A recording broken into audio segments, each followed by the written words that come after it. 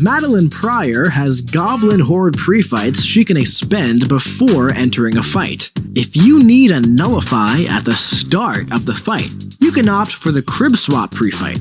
Not only does this provide a form of buff control, that cruelty also gives you an additional buff to hinder so you can stack up even more degen damage.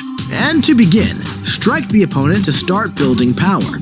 While working your way up to your special 2, you can weave in attack punishes to place your misery buffs on the opponent. Once ready, launch your special 2. And from here, you're gonna want to keep your opponent over the pit, focusing on baiting those heavy attacks and punishing them to stack your misery buffs.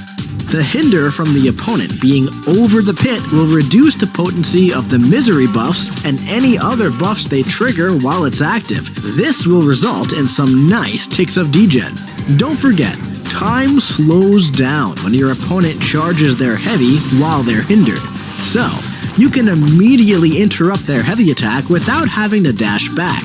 That way, you can easily stack up that misery. And if you're struggling to get the opponent to launch those heavies, you can opt for the Goblin Instigators pre-fight to infuriate your opponents when they're standing over the pit, allowing you to have a much easier time getting your opponents to charge those heavies for you to punish. And also, if your opponent gains some pretty potent buffs, you can use those buffs against them. All you need to do is ensure they're hindered before triggering them to watch those massive degens melt them away. And hey, don't forget, if your opponent's power meter ever gets out of control, you can use your special 3 to power steal at their full power bars. That way, you can ensure that you stay in full control the entire time.